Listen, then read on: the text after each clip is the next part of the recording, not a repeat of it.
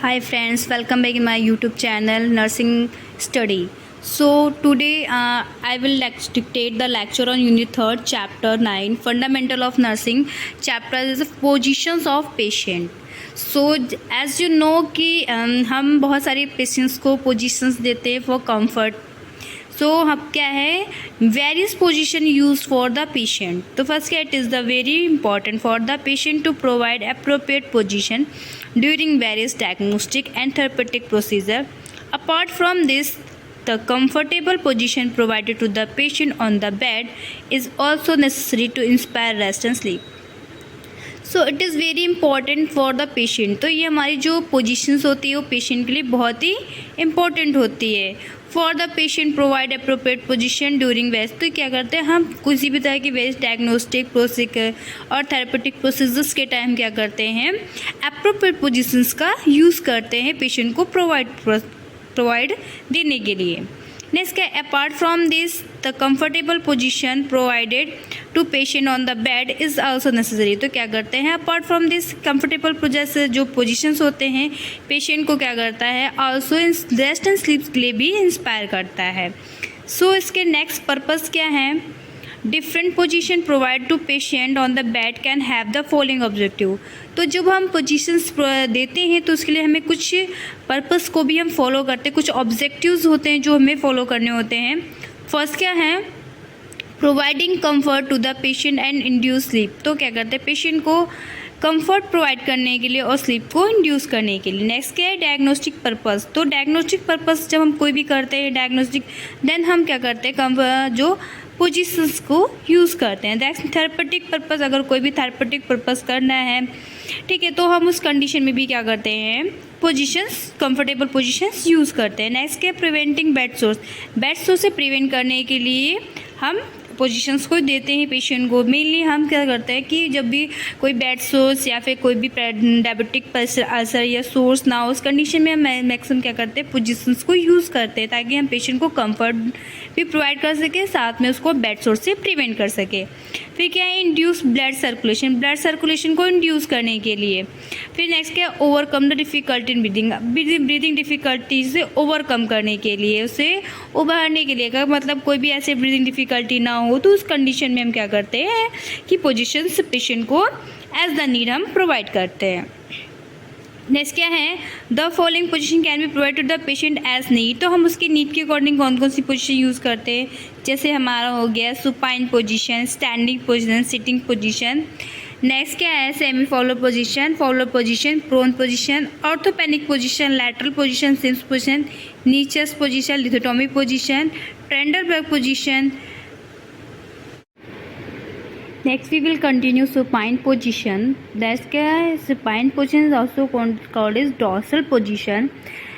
As the same name implies the patient. Next we will continue supine position. It is also called a dorsal position. तो हम supine position को dorsal position बोलते हैं.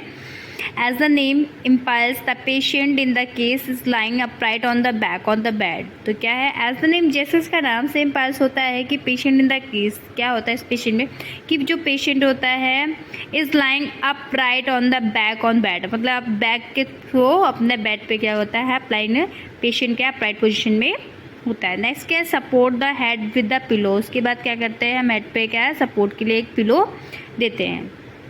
Next क्या है apart from this pillow is also place under the patient neck shoulder and ankles as needed. तो क्या करते हैं as a part of the from this मतलब हम पिलो क्या करते हैं प्लेस अंडर द पेशेंट के नेक के नीचे शोल्डर्स एंड एंकल्स के नीचे एज द नीड हम क्या करते हैं पिलोज प्रोवाइड करते हैं.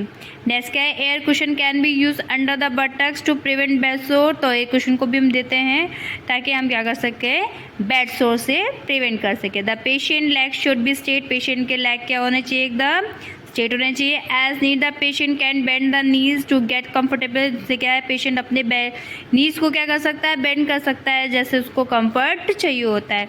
तो let's show the diagram of supine position. This is the supine position that आप देख सकते हैं कि पेशेंट क्या है एकदम बैठ अपने बैक पे बिल्कुल लाइन पोजीशन में होता है. ठीक है that is the supine position. Next we will continue standing position. So standing position, here is in this position the patient is stand upright. तो इन दिस पोजिशन में क्या है, पेशेंट के स्टैंड के अपराइट होते हैं, बिल्कुल स्ट्रेट होते हैं. हिज लेग्स आर स्ट्रेट, तो पेशेंट का जो लेग्स होता है वो स्ट्रेट होता है. The position is use to detect abnormality to related to bone and nervous system. तो स्टैंडिंग पोजीशन का हम मेनली यूज़ सब करते हैं जब कोई भी हमें एबनॉर्मलिटी बोन या नर्वस सिस्टम में कोई एबनॉर्मलिटी या कोई चेकअप करना होता है या कोई एबनॉर्मलिटी डिटेक्ट करना होता है. दैट इज़ कंडीशन में क्या करते हैं, स्टैंडिंग पोजीशन हम प्रोवाइड करते हैं. Next is sitting position. The position is in sitting position. As you know that नाम से ही आप लोग समझ रहे होगे sitting position का मतलब होता है बैठे हुए. तो the patient is in a sitting position. The patient legs are located directly on the bed in the length. तो क्या है, जो पेशेंट का लेग होता है वो क्या है, डायरेक्ट बेड की लेंथ के अकॉर्डिंग लोकेट होता है. To provide this position, the head of the bed is lifted. It is placed under ankle of the 90 degree. तो क्या है, टू प्रोवाइड द पोजिशन इस पेशेंट, जो भी हम पोजिशन को प्रोवाइड करते हैं तो हेड का बेड होता है उसको हम क्या करते हैं, लिफ्ट करते हैं. मतलब जो बेड का हेड होता है उसको हम लिफ्ट कर देते हैं और ये 90 डिग्री एंगल पर हम रखते हैं. नेक्स्ट क्या है, if there is no facility to raise the head of the bed then the patient is rested on the back at the head of the bed and pillow और cushion is place behind the back. तो क्या है, if there is, अगर कोई facility नहीं होती है कि हम जो बेड का हेड है उसको अगर हम रेज़ कर सकें, कि कोई ऐसी फैसिलिटी नहीं है, तो पेशेंट को हम क्या करते हैं, हल्का सा रेज़ कर सकते हैं और उसके कंफर्ट के लिए हम इसको पिलो या कुशन्स क्या प्रोवाइड कर सकते हैं उसके बैक पे, क्योंकि उसको क्या कहते हैं, हमें कंफर्ट प्रोवाइड करना है. नेक्स्ट क्या है, both of the patient head are placed under the couch which cushion आप. तो पेशेंट के जो हेड है वो जो हैंड्स होते हैं वो हम क्या करते हैं, काउच पे रखते हैं. उसके बाद हम उसके नीचे कंफर्ट के लिए हम कुशन प्रोवाइड कर सकते हैं. नेक्स्ट क्या है, according to the patient need the table is placed in front of him on the bed, of which we can get a more comfortable position by keeping his head this way. Table is also used to keep tea and breakfast for the patient. This is also called cardiac table or overbed table. तो according to the patient के need के according हम क्या करते हैं, patient के front के सामने क्या करते हैं, हम एक टेबल प्रोवाइड करते हैं जो क्या करते हैं, पेशेंट को कंफर्टेबल डिवाइसेस की तरह हम यूज़ करते हैं.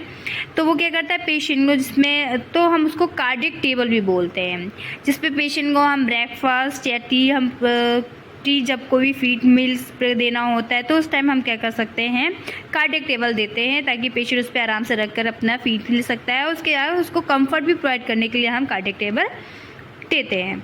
नेक्स्ट क्या है, the position is very beneficial for the patient with cardiovascular and respiratory problem. अगर किसी को कार्डियोवैस्कुलर प्रॉब्लम है, रेस्पिरेटरी प्रॉब्लम है, देन उस कंडीशन में भी हम क्या करते हैं, ये पोजीशंस प्रोवाइड करते हैं. सिटिंग जो भी पोजीशन होती है वो हम प्रोवाइड करते हैं. नेक्स्ट क्या है, इसके पर्पस क्या है, to relieve dyspnoea, to examine chest. जो हम क्या करते हैं, डेस्निया को रिलीव करने के लिए कि ऐसी कोई कंडीशन ना हो, और चेस्ट एग्जामिन के लिए भी हम क्या करते हैं, सिटिंग पोजीशन प्रोवाइड करते हैं.